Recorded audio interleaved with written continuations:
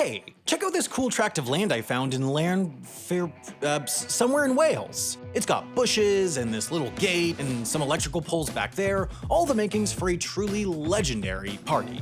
Yes, no doubt, the owner of this land is one fun-loving little scamp, and I'm sure we'd all love to call up Her Majesty's Land Registry, get this party animal's name, and organize the greatest bash that Wales has ever seen. But guess what? We can't. Like nearly 15% of all land in England and Wales, this land has never been registered with the government, so basically no one knows who owns it. If that seems like a problem to you, that means that my intern leaked the next 30 seconds of this video. Or it just means that you're pretty perceptive, because yes, it's a problem. Large-scale infrastructure projects like city planning or environmental management become especially difficult when the Land Registry's official advice for contacting the owner of unregistered land is to, quote, ask in the local pub. It also affords some of England's largest landowners the privilege of anonymity, which makes it impossible for me to drag them to my guillotine, which, of course, is London's hottest new restaurant. Now, that begs the question, wait, what the hell? Why was that allowed to happen? Well, like most of the world's problems, it can be traced back to a series of bad decisions made hundreds of years ago by some old guys in robes. You see, this particular problem isn't new at all. England actually has a pretty bad history of keeping track of, well, England. The last time that the British government had a complete record of land ownership was all the way back in 1086 in something called the Doomsday Book. But to explain how we got from airtight land surveys with super cool names like Doomsday Book to lame records with lame names like Her Majesty's Land Registry, we're going to have to oversimplify some British history. So let's dive right in. In 1066, a French guy named William the Conqueror felt bad that he wasn't living up to his name and decided to conquer England. He introduced his new kingdom to all sorts of fancy new ideas like feudalism and writing down important information.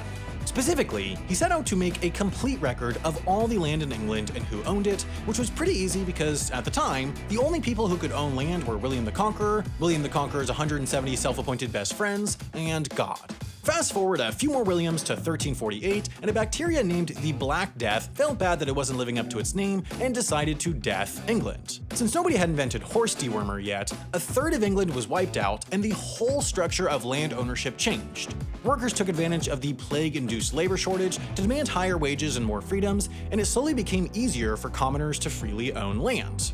Of course, this couldn't possibly have any relevance for the modern day, so let's just move on. As land changed hands all across England, records struggled to keep up. For most of the country's history, the only way to transfer land was through a legal process called livery of seisin, which is Old English for giving a guy a twig and reciting a little poem about how the twig represents him owning the land now.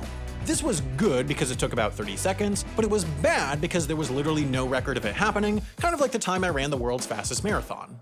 Eventually, in 1535, Henry VIII was like, wait, you guys just have been handing each other sticks for 500 years? Because I have absolutely no idea who owns what now. And everyone was like, yeah, it's great, we love this sticks thing. And Henry VIII was like, well, I just invented deeds, could you guys use those instead? And everyone was like, sure, fine, whatever. And Henry VIII was like, but can you also register those deeds with the keeper of rolls in your local county so I know what's going on? And everyone was like, shut up, nerd, that's too much work. So England switched over from trading sticks to trading pieces of paper, but still no one knew who owned what. Finally, in 1862, the government created Her Majesty's Land Registry, where anyone from England or Wales could voluntarily register their land. Naturally, everyone jumped on this exciting opportunity to fill out unnecessary paperwork to help their favorite institution, the British government. And that would be true, too, if it weren't false. In reality, almost no registrations took place until it became mandatory, and that didn't happen until the 1990s because real estate lawyers spent a century complaining that a system more competent than a bunch of pieces of paper would put them out of a job. But by 1998, any property that was bought, sold, or inherited in England or Wales needed to be registered with the government. To date, that accounts for about 85% of both countries. So where does that remaining 15% come from? Well, so long as the land has stayed in the same owner's hands since the 90s, compulsory registration hasn't kicked in, and the owners are probably still a mystery. Most likely, that final 15% has managed to hold out for so long because it either belongs to the church, the crown, or some really rich family who bought it to play a single game of croquet and then forgot. In any case, should you stumble across some unregistered land with nothing but a long abandoned set of croquet mallets, it turns out you can just take it. So instead of complaining about unregistered land on the internet like me, your time is probably better spent stealing it from the English aristocracy instead.